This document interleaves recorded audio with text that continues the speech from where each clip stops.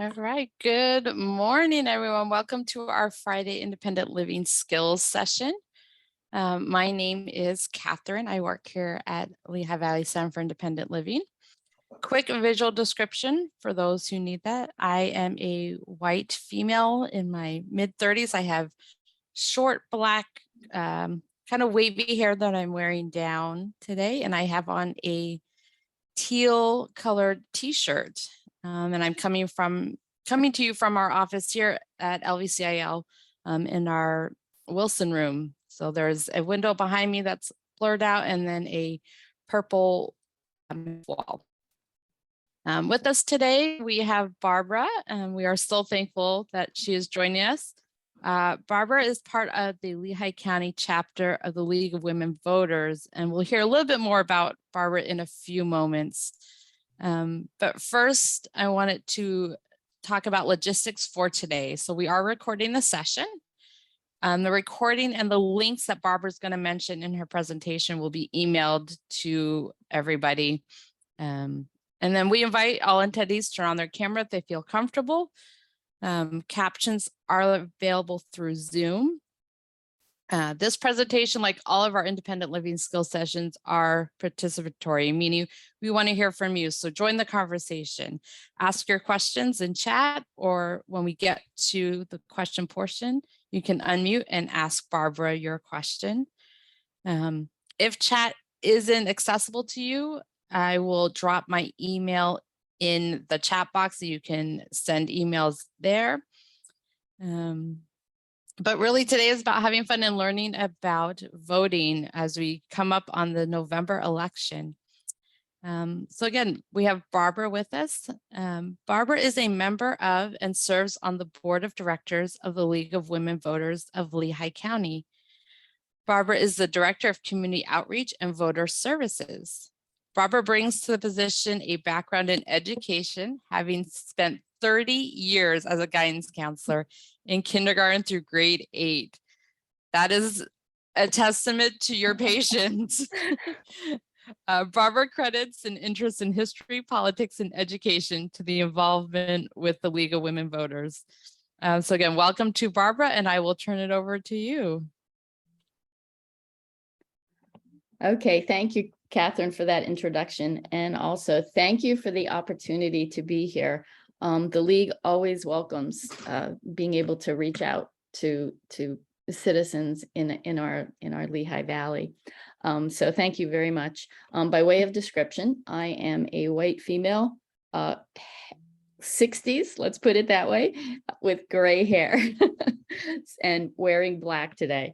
So as I said, I'm really glad to be here today. And I want to preface this also by saying I am not a politician, and I am not a historian, and I am far from an expert on everything related to voting. But like you, I still keep trying to learn more and more. So for me, when I do these presentations, it's always, I learn a lot myself just in getting prepared for that. So thank you for the opportunity. Would you like me to start sharing the screen, Catherine? Okay, I will do this. And I have a presentation that we'll go through. And there, as Catherine said, there will be links on this. Oh, wait a minute. Did I do the wrong thing? Hold on. Ooh. I'm screen sharing. There it goes. Okay. Does everybody see it okay? Yes, I'm seeing your slides. Okay. I'm trying to get it to be bigger, but that doesn't seem to be working. Is that okay, Catherine? Can people see it? I think so, yeah.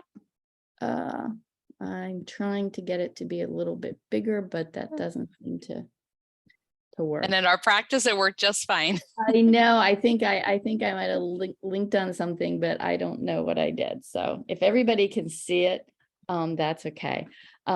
So again, thank you for coming to the presentation. A couple things just about the League of Women Voters, that we are nonpartisan. So we are not ever in favor of any particular candidates. Also, we are grassroots, so we're not connected to any kind of a political organization at all. We believe in informed action. So informed is a key word there in terms of understanding education, and also action, that not only do we want people to be informed, but we want them to act. And in the next couple months, we want you to learn and to vote, because it is so, so important that you vote for yourselves and for community, because we believe that profound changes can take place when you do vote. Okay. The League of Women Voters actually began more than 100 years ago, February 4th, 1920. And that was actually just 6 months before women got the right to vote. So for those of you that are young, 100 years ago is really not that long ago that women got the right to vote. Let's see here. Here's a picture, and this is from 1912 and you can see women in some really interesting outfits in here, where it says, "Come in and learn why women ought to vote. Give women a square deal." I just love that. So throughout the states in the United States, state by state, they had to ratify an amendment that had been passed by the U.S. Congress and by the House and the United States Senate. And then 36 states had to ratify the amendment before women could get the right to vote. So it took a long time. Some people would say if it was 100 years ago, it was 100 years before that, before women, with women trying to get the right to vote. That is what suffrage is. Suffrage is actually the right to vote. Sometimes people call it the franchise, which is an interesting way to put it. You probably all know that not that long ago, well, 1776, only men could vote, only white men, and only men that owned property. Everybody else was left out of it, which left out actually probably most people at that point. And it wasn't until 1868 that, following the Civil War, that the US Constitution gave the right to full citizenship to all men. That's the key thing. Just all men born or naturalized, became citizens in the United States. So even 1868, after the Civil War, only men. But even after that, it was hard to vote. This is why it's so important, because for so many years, people had to fight really hard for the right to vote. And they made it tough after the Civil War, especially for Black people. Said, you have to pass tests, you have to pay money, you have to, they intimidated people so that they didn't want to go to the polls to vote. And so a lot of people in the South and in other places just didn't go to vote. It was just too difficult. 1920, as we said, 19th Amendment, women got the vote. Interestingly enough, Native Americans did not get the right to vote in citizenship until 1924. People don't realize that, but 1924, Native Americans finally got the right to vote. And it wasn't until 1964 that the Civil Rights Act was passed that said, guess what? Everybody 21 and older gets the right to vote, regardless of whether you're Black, white, what race you are, how educated you are. That was the key to try to stop a lot of these abuses, poll taxes, making it difficult for people to vote. For those of you that are young, when I was your age, well, not much younger than you, I couldn't vote because I would have been too young. It wasn't until 1971, if you're 19 right now, that 19-year-olds got the right to vote. Before that, you would have had, as I said, you had to wait until you were 21. And it wasn't, this is an interesting fact, in 1984, the federal government passed what is called Voting Accessibility for the Elderly and Handicapped Act. Before that, if you had a handicap, it was not easy to go vote. If you're in a wheelchair, if you couldn't see, if you had difficulty with your hearing, it was really hard. And finally, they said in 1984, we have to start making voting accessible to everyone. So you'll see a little bit later in the presentation why that was so important. So women got the right to vote 1920. And today, the League of Women Voters, we register voters, although there's a lot of other organizations that register voters too. We provide information, lots of different stuff, and we're going to try and get a lot of information for all of you. And we also advocate for voting rights. We believe that it is everyone's right to vote. And we advocate both nationally and in the state. We want voting to be secure, but we also want it to be accessible to everyone. We want everyone to have the ability to vote. Every year, Pennsylvania has 2 elections. Every year, no matter what. And the next election is Tuesday, November 8th. A little bit over 2 months coming up. Okay. So in terms of what kind of elections we have primary elections, and we also have general elections. In primaries, the different parties vote for their candidates. So there might be 3 Democrats in May running to be, say, governor. The Democrats choose one, and the Republicans choose one out of whoever is running for them. One thing to remember as you're thinking about registering to vote in the coming weeks, if you register not as a Republican or not as a Democrat, say as an independent, and that's perfectly fine, but you do have to remember that when it comes to primary elections in Pennsylvania, we have what are called closed primaries. And that means that you cannot go to a primary and vote for the Democratic candidate or the Republican candidate. Only registered Democrats, registered Republicans can vote for those candidates. In the primary, you could still vote if there's a question on the ballot, should this happen or shouldn't this happen in the state, but you just can't vote for candidates, okay? In the coming election, registered voters, important to register, will vote for state offices this November. The state offices that they will be voting for begin with, I'm going to start with the state, a state senator, state representative. These are the offices that meet in Harrisburg. We will also be voting for a governor and a lieutenant governor, okay? I go the next one. In Pennsylvania, we have 50 state governors. They serve 4-year terms. And every 2 years, we elect half of those state governors.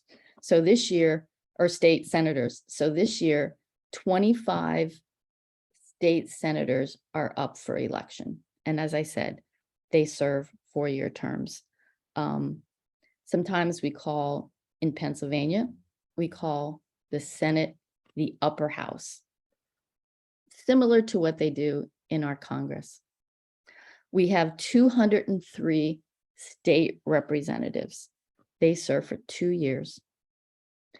They are all up for election at the same time this year. So these are important offices.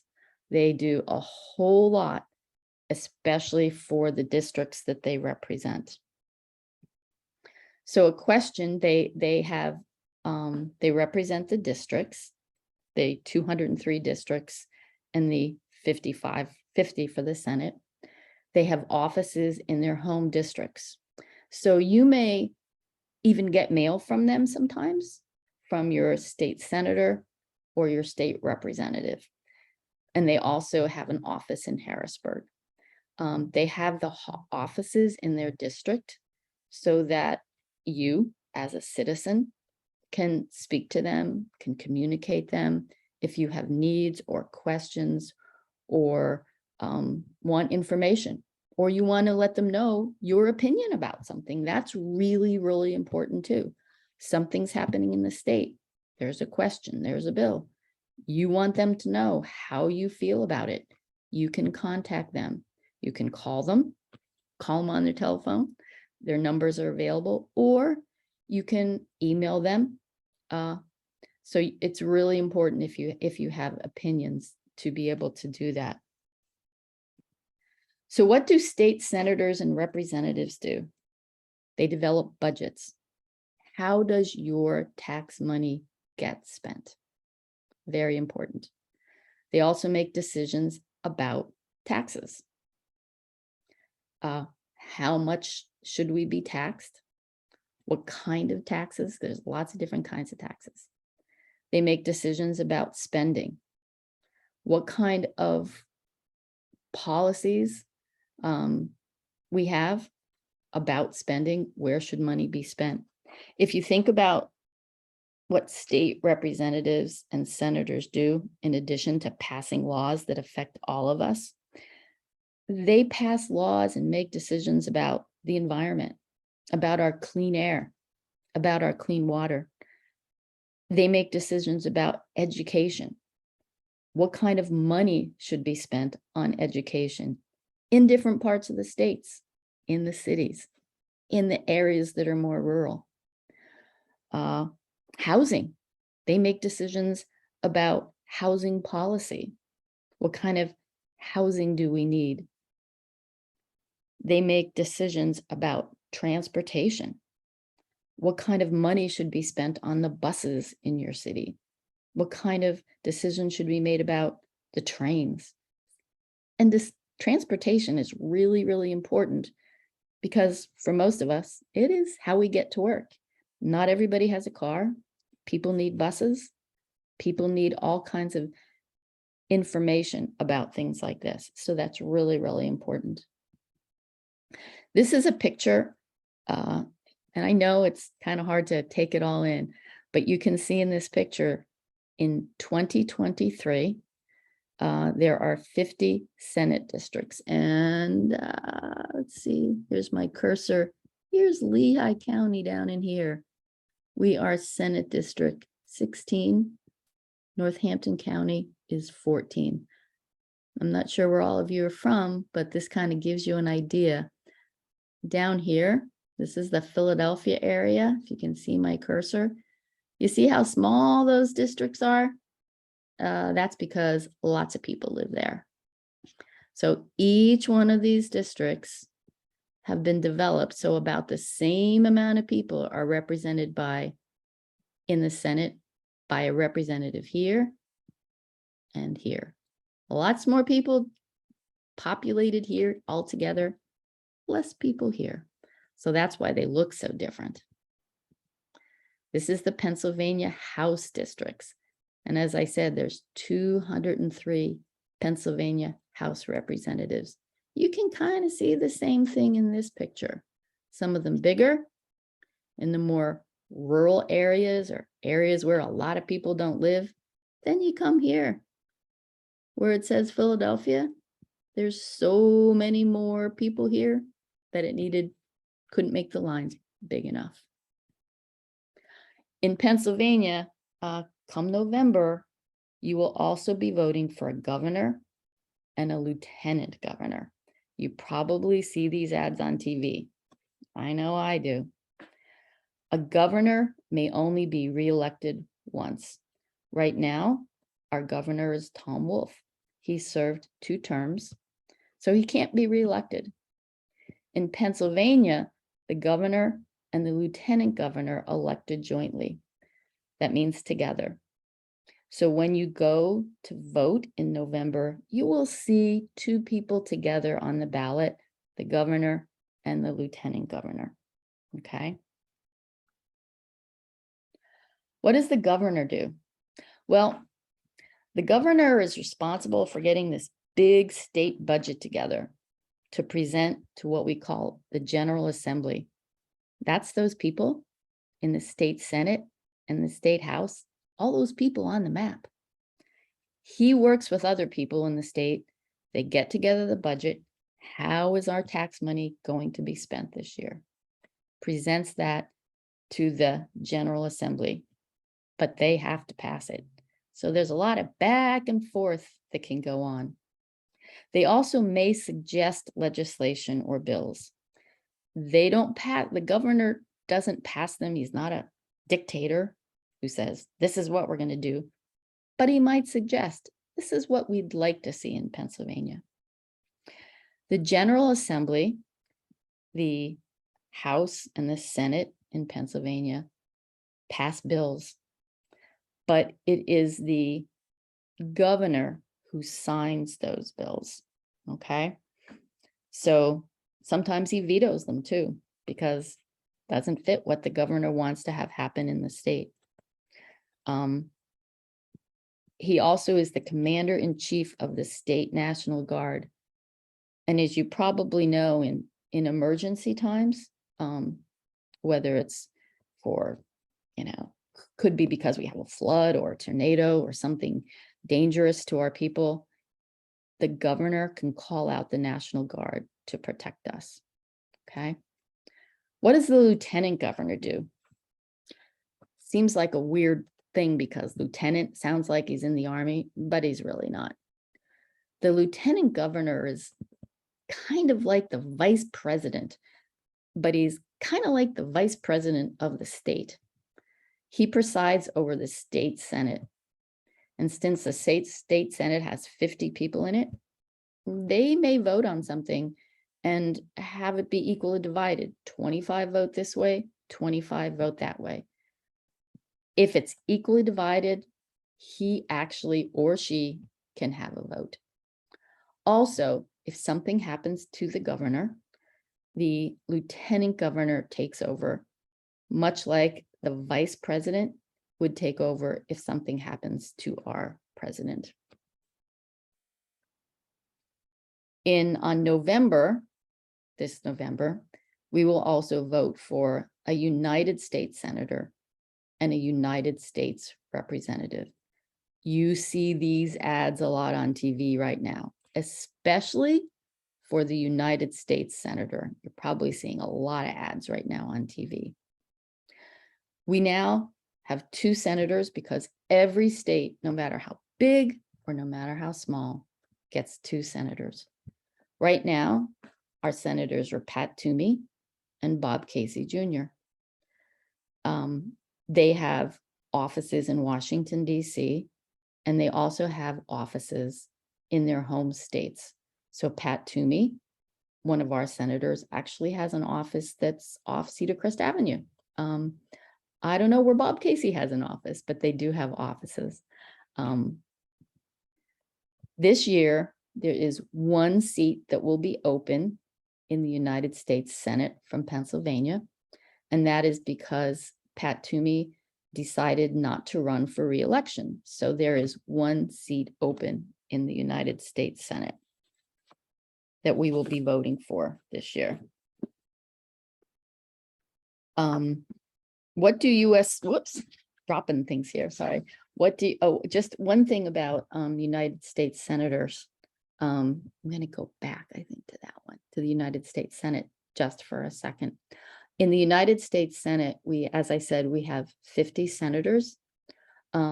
They serve for 6 terms for 6 years each, but we don't elect all of the senators every 2 years. We elect part of them. So about 1/3 of the senators are elected every 2 years, so that they're not all up for election every year. So what do United States senators do? Again, they do some of the kinds of things that state senators do. They vote, they write in favor or against final bills that have to do again with how our money gets spent, education, transportation, foreign policy. They serve on policy committees. So when you learn a little bit about your state senators, you may hear that, oh, they serve on the education committee. They make policy and suggest what should happen with education in the United States. They may make policy about health. What should happen with healthcare in the United States? Education. So different senators serve on different committees where they study things that are happening, things that we need to happen in the United States. They make decisions, and then they may write bills. They also advise and consent on presidential nominations, Secretary of State, treaties, things like that. United States House of Representatives is the number of seats, this is important, in the US House of Representatives based on the census. You might remember in the last couple years, maybe you participated in the census, which is basically counting how many people are in a state and where they live. So in 1920, a census took place. In Pennsylvania, we used to have 18 United States House seats. In 2023, we will have 17. Doesn't mean that we lost population, that there's less people in Pennsylvania. It's just that other states got bigger than we did. And because in the United States, we have 435 representatives, that number can change depending on the population of the different states. So we lost one House representative, some other states gained them, okay? So next year, we move to 17 from 18. And you can probably see here that there's somewhere, it goes up to 18, and we're down in here, okay? And this is our district, our House of Representative districts in 2023. We are number 7. What do US representatives do? Very similar things. Again, bills, amendments. They approve the budget. Oh, big thing always. You might hear that on the news. Oh, the budget hasn't been passed. The budget needs to be passed. It's kind of like your house. You have a budget, so many dollars. Where are you going to spend them? Well, it's the House, the United States representatives who decide what they're going to do with those dollars and how they're going to get divided up, except they don't do it just for a little house. They do it for all of us. They also serve on policy committees, study things. So I don't know how many of you, I think all of you are probably at least 18. So then it becomes a question of, are you eligible to vote? Because all these people that are running for office have different ideas about what should happen in Pennsylvania and in Washington and in our country. So are you eligible to help make those decisions? Well, if you've been a citizen of the United States for at least 1 month before the election, yes. Excuse me. In Pennsylvania, will you be a resident of Pennsylvania and your election district? We talked a little bit about the districts for at least 30 days or 1 month. And the third thing, will you be at least 18 before or on the day of the election? If you're 18 on November 8th, you can vote. If that's your birthday, you can vote. What do you need to register for the first time? And these are the things you will need to identify. Either your Pennsylvania's driver's license. If you don't have that, you might have a PennDOT issued photo ID card, or you can also use the last 4 digits of your Social Security number. Excuse me. How can I register to vote? So I'm going to use this to go to a different screen. And these websites will be available, as Catherine said. When you go onto this website, it initially comes up as a apply for mail-in ballot, but you're just going to scroll down. There's a whole bunch of bars here, and one of them says register to vote. And if you click on that, excuse me, you come up with an online application. You can also just, here it says click to download a blank registration form. You can do that too and get the same form and send it. but it gives you all the things, and you can actually fill this in online. Tells you the same rules, asks you the questions, going down, your address,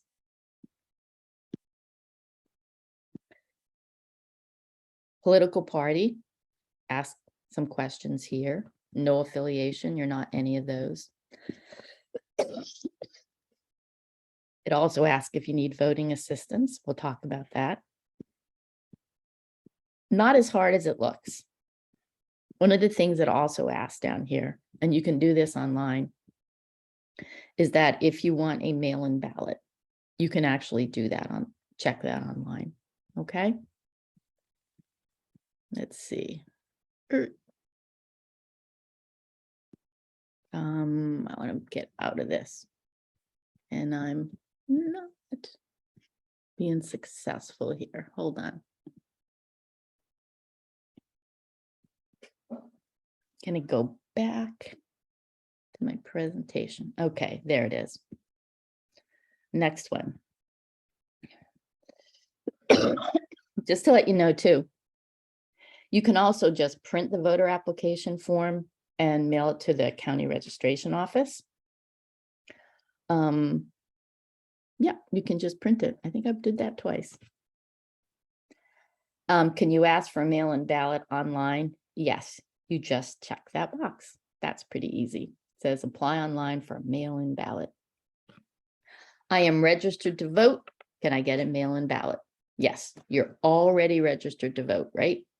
But you want to be able to vote from home and not have to go to the polling place. Yes, but you do need to apply for a mail-in ballot.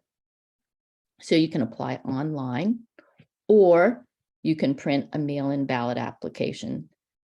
If you complete the mail-in ballot application, you've printed it, you can either mail it to your local voter registration office, or you can take it to that office in person. That's an option too. Okay. Or you can visit your county voter registration office, which in Lehigh County is on 7th Street. They have voter registration applications. They have applications for mail-in ballots. So if you would like to not do it online, you don't want to fill it out, you can go there and do it. Okay. Do you need assistance with a mail-in ballot? Let's say that you need you need help applying for that ballot, getting it, or returning it, and you have a disability as defined by the American with Disabilities Act. You can designate someone. You can say, this is the person who I want to help me. There is a form for that, and this is the form. It just says, authorize a designated agent to help you obtain or return your mail-in ballot. It explains what to do with the form, how to use it, and it just looks like this. Putting in your name, it confirms that you have a disability. Okay, and you fill out the top part, and the person that is going to either get the mail-in ballot for you or they're going to return it, they do that part. Okay, so that is a really important thing. Whoops. Okay, trying to go back to my thing here. Why am I not doing this?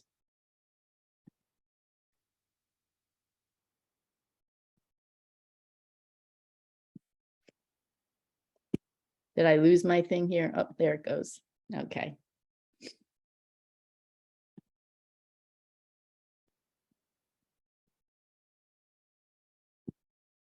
I don't know why I'm getting out of here.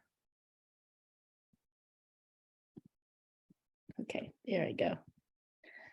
If you need assistance at a polling place, okay, you want to go in person to vote, but you need someone to help you. This could be because of a visual disability, okay?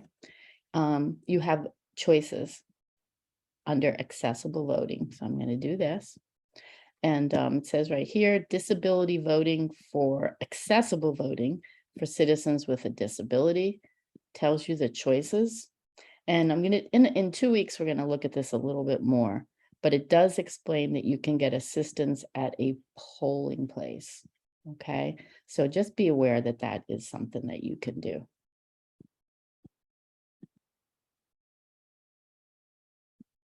Sorry.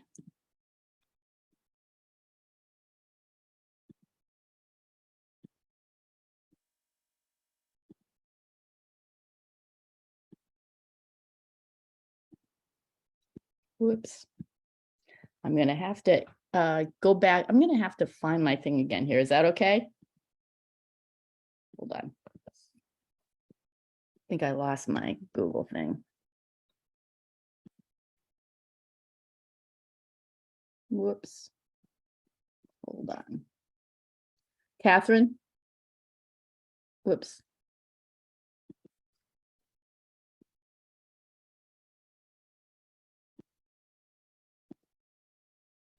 Did I lose you?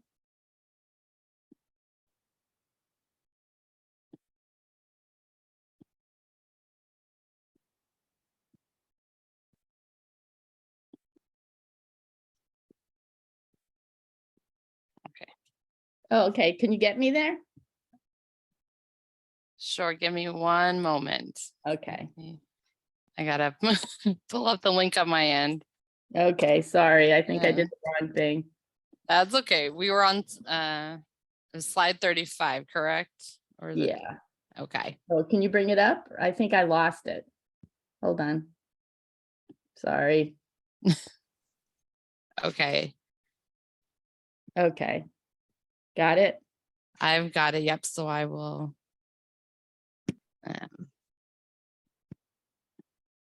Okay. Oh, Yep. I don't think I shared. Would you like me to share that screen? Yeah, could you? That would be Sure. great. Probably easier than me doing it. Sorry about that. Okay. Okay. So there is the declaration. If you need assistance voting, you can fill out that form, and you only need to do it one time at your polling place, and then you've got it. Okay. And the next screen.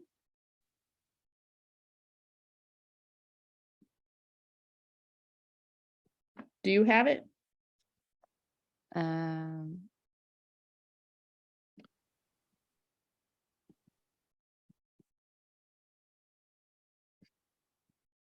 important dates? Yes. Are you seeing that now? Let me. Yep, I Okay. think so. Okay, I'm not sure if There I'm we seeing it right. There it is. Okay, thank you. Okay, You're welcome. so just to kind of wrap it up here, important dates for the general election. October 24th is the last day you'll be able to register to vote. So I would not wait until that date. You know, you can, but I wouldn't suggest it. The last day to register for a mail-in ballot. Absentee ballots are really the same thing, except you need a doctor's appointment. It's a crazy kind of thing, but you know what? A mail-in ballot is sufficient. Mail-in ballots have to be received by 8 p.m. You can take it to one of there'll be drop boxes. I'll explain that in 2 weeks. Or you can take it to the county office, or someone can do it for you, but they have to be there that day by 8 p.m. to be able to be counted. And on election day, if you if you go in person, the polls are open from 8 a.m. to 7 a.m. to 8 p.m. And I think the last couple here is, I think, 2 more screens, right? Yep. Voter registration deadline, October 24th. And then the next one, just want to make that. Why vote? Just remember that voting is your voice. It's an opportunity for change. If there's things that you feel need to be a little bit different, this is your opportunity to make your opinion stated. It's the foundation of democracy. We live in a country where we vote for the candidates that we feel best represent our interest and what we want to have happen. So it is your opportunity to make sure democracy works. Every vote counts. There are situations where people lose elections by like 16 votes. If 16 more people had come, someone might have won an election. So it might seem like, oh, all these hundreds of thousands and thousands of people vote, but you'd be amazed how often it really depends on just very, very few votes. And the last one, I think, are you ready to vote? You're going to have lots of links to information that you can use to vote. And if you need help navigating some of it, there are always people who can help you. Okay. And the last, I think I have a little cartoon here, right? Yep. It says, well, I think that it takes a little bit more than 2 minutes to register to vote. And this says this, but I don't think that that's true. It might take a little more than 2 minutes unless you're really fast with a computer, but it doesn't take very long. Sometimes all the words on that form make it seem like, oh my gosh, this is so, but you know what? It's really not that difficult. Your name, your address. If you want to be a Republican, a Democrat, a Libertarian, something else, you can do that. It really doesn't take a lot of time. It takes more than 2 minutes, but it's worth however long it takes you. Okay. So thank you. Sorry for that little glitch there. Thank you for your patience. Are there any questions? Can we do that? Thank you. Sure. So I have a question to start us off. Sure. So some of our participants might live in Northampton County. So Okay. do you know where the Northampton County Office of Elections is located? I do not. Offhand, I don't know that. But I would suggest that you put the link to that office in the when you put the links on. They're all pretty accessible. So if you live in Northampton County, you can go there to get your voter registration. And the same thing if you're taking a ballot back. Yeah, I'm just not sure where that is, to tell you the truth. I'm familiar with Lehigh County office. I go there a lot, but Northampton County is out of my area. Perfect. So we'll make sure we'll drop a link to that office in our YouTube and our email out to participants. And I'm sure both offices are open to phone calls. Both offices are open to people coming down and getting forms and stuff and filling them out there. I know people that on voting day, they go there to vote. So they take their ballot there. So you can do that. Okay. Any other questions? If you guys want to unmute and ask them, or if, like I said, if you're more comfortable putting them in chat, you can do that. But while we're waiting for that, I will share this fact. So this week, for those who don't know, is National Disability Registration Week. So quick fact for people, 62% of people with disabilities voted in the 2020 election. That was up from 56% in 2016, which was the last presidential election. So could you repeat that again? That was pretty. Yeah, so people with disabilities voted in 2020 at a rate of 62%. In 2016, it was 56%. Wow, that's so amazing. That is a huge difference. And I know, Barbara, you were speaking about that, just a couple votes sometimes determines who wins an election. And I think right there, that shows the power of what we like to call the disability vote. And yeah, that's amazing. And I don't know the numbers offhand, but I wouldn't be surprised if that 2020 vote for the disabilities community was higher than any other community. That's pretty impressive. So you're doing a good job. Well, thank you. We try. All right. So I don't have any questions in chat right now.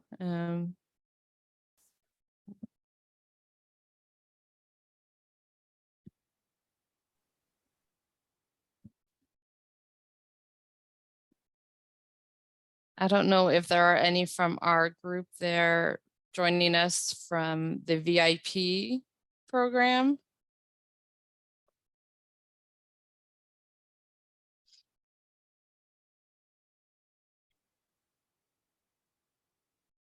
I would say to Catherine that one of in the League of Women Voters, one of you guys hear me? Yes, we can hear you. Oh, good. We figured it out. Sorry, Mike. Yeah, none of the guys here in our program have any questions right now, but if they do, we certainly will reach out via email and let you know. Okay. Sounds great. I wanted to say too that our in our local league, one of our, we call it an initiative, or one of our community outreach programs is a postcard program where we send postcards to voters, encouraging them to vote and encouraging young people, especially, to get registered. And our postcards actually say, voting is your superpower. And and we also say to kids who can't vote, encourage your family members and your friends to vote if they are able to vote. So, kind of reach out to everybody. If you're not 19 yet or 18 yet, you can, it's 18 if you're not 18 yet, but people that do not vote and they're eligible, talk to them about how important it is, because voting is their superpower too. Right. So wonderfully put. And that is why we entitled this series, Voting is Your Superpower, because it really is. It truly is, and that only by a few votes do people win or lose. It's really, really important. And I love your website. I went on it where it talks about why should I vote? And I thought, man, you say your vote matters, your voice matters, exercise your right to vote, and you can make a difference. That is so, so true. I just love that page that you have. Well, thank you. Yeah. Again, voting is a way to be an advocate. We talk about individual advocacy and wanting to voice your opinion on things, and that's voting, but also systems advocacy and wanting to change how things work overall for everybody. And again, you've got to start at home with voting. So that's why it's such an important thing. Yeah. And in November, we're voting for these state offices. We're voting, like I said, for House representatives, for the House Senate. But come next year, when in 2023, we will be voting for offices a little bit closer to home. So there's other years, like I said, there's 2 elections every year in Pennsylvania. And this year it's for those offices. Other years it will be things like the mayor, school board members, so commissioners, Lehigh County commissioners, Northampton County commissioners, people that make decisions a little closer to home, so whether it's close to home and it's your mayor, or it's close to home and it's somebody who serves on your local school board who makes decisions about education and what money gets spent, including money for kids with special needs and disabilities. Those are really, really important. So, it's not just a lot of people only vote in presidential elections because they think that's where the important stuff is. Well, it's important, but what's really important is what's happening around your corner and who makes decisions about where you live right now. So true. Well, again, thank you so much for being with us, Barbara, and invite everybody to come back in 2 weeks. We'll have part 2. Barbara will be back to explore with us the Vote 411 site and talk about how to research our candidates so that we can make that informed decision that she talked about. Exactly. All right. Okay. Well, again, thank you. And I hope everyone has a fantastic weekend, and hopefully we'll see you back here. Okay. Thank you, Catherine. And thank you, everyone. Thank you. Bye-bye. Bye-bye. Bye-bye. Okay, sorry for that.